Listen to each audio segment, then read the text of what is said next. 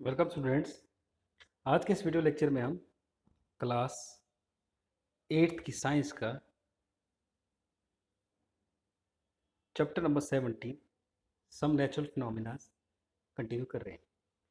Chapter continue करने से पहले हम कुछ ब्रीफ आउटलाइंस इस चैप्टर की डिस्कस करते हैं। तो पहले टाइम पे जो हमारे पास जो लाइटनिंग होती है स्काई में या जो स्पार्क्स होते हैं, ये माने जाते थे कि ये जो है विथ ऑफ गॉड की वजह से हो रहे हैं। 1752 में बेंजामिन फ्रैंकलिन ने एक कंसेप्ट जो है एस्टेब्लिश किया। जो लाइटनिंग होता है और जो स्पार्क्स ऑफ अंबर हैं, इस दोनों की दोनों सेम चीज़ें। इलेक्ट्रिसिटी जो है वो किसके लिए रिस्पॉन्सिबल है? लाइटनिंग के लिए। और जो एम्बर है, एम्बर्स के जो है स्पार्क्स के लिए ही रिस्पॉन्सिबल है। जब भी हम कभी कोई भी मटेरियल रब करते हैं तो उसमें क्या होता है? फ्रिक्शन एक्वायर होता है, और फ्रिक्शन की वजह से क्या होता है? चार्ज जो है वो ट्रांसफर हो जाता है। तो हमारे पास दो किस्म के चार्जेस होते हैं। जो है हमारे पास पॉजिटिव और नेगेटिव चार्ज होता है। अब जब दो नेगेटिव और नेगेटिव चार्जेस होंगे या दो पॉजिटिव पॉजिटिव चार्जेस होंगे, वो आपस में रिपेल करेंगे। और डिफरेंट मटेरियल्स जो हैं हमारे पास, वो उनके पास डिफरेंट डिफरेंट चार्ज एक्वायर करेंगे। और कुछ का सेम चार्ज हो सकता है, कुछ का डिफरेंट चार्ज हो सकता है। लाइक चार्जेस रिपेल करेंगे, अनलाइक चार्जेस अट्रैक्ट करेंगे। और जो इलेक्ट्रिसिटी हमारे पास जनरेट होती है किसकी वजह से? फ्रिक्शन की वजह से। उसको हम बोलते हैं स्टैटिक इलेक्ट्रिसिटी। स्टैटिक इलेक्ट्रिसिटी, या हम कह सकते हैं कि static charge. Static charge generally जो है वो स्टेशनरी होता है, वो मूव बिल्कुल भी नहीं करता है। तो जो मूविंग चार्ज होता है उसकी वजह से इलेक्ट्रिसिटी कंडक्ट होती है। उसके बाद है अर्थिंग, जो हमने इस चैप्टर में डिस्कस करना है।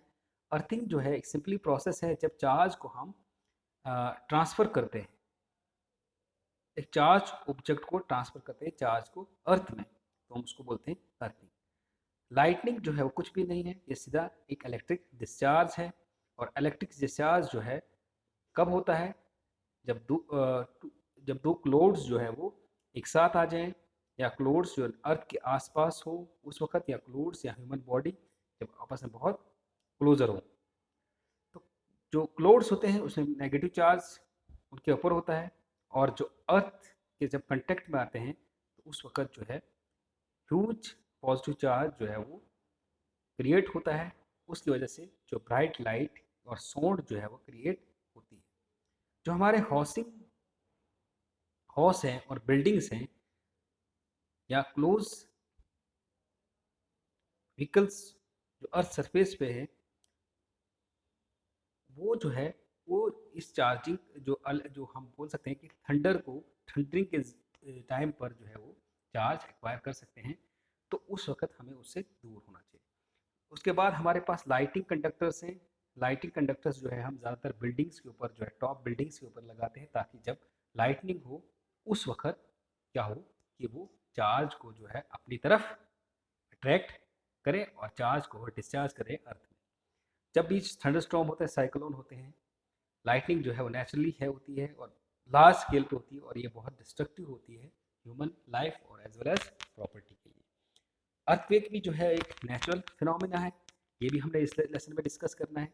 इसके अलावा कैसे हम प्रिडिक्शन करें कि जो है थंडर स्टॉर्म कब होगा, साइक्लिंग कब होगा, और लाइटनिंग कैसे होगी, और हम उस वक्त हम क्या क्या चीज़ कर सकते हैं, और अर्थक्वेक क्यों प्रिडिक्ट नहीं होता है।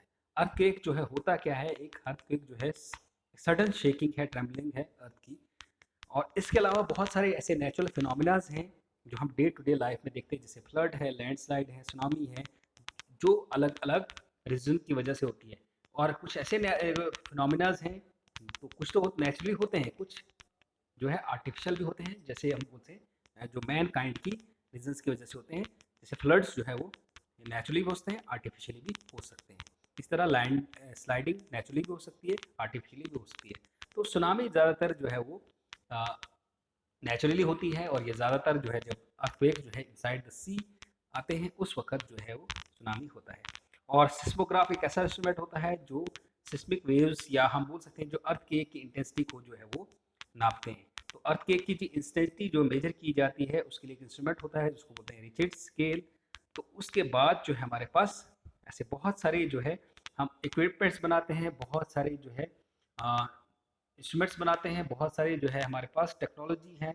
हम इन नेचुरल फिनोमिनाज और उसके इफेक्ट, उससे क्या इफेक्ट होगा या उनके काजेज के बारे में स्टडी करते हैं, और उसके बारे में उसका जो है उसके काजेज से बचने के लिए हम बहुत सारे हमारे पास अलग अलग इंस्टीट्यूशंस हैं, अलग अलग इंस्ट्रूमेंट्स हैं, उनका जो है मेजरमेंट नेचुरल कैलेमिटीज़ या नेचुरल फिनोमिनाज की हम कैसे कैसे मेजरमेंट करें, कैसे हम सेफ्टी मेजर लें, और कैसे हम जो है ज़्यादा से ज़्यादा डिस्ट्रक्शन जो है वो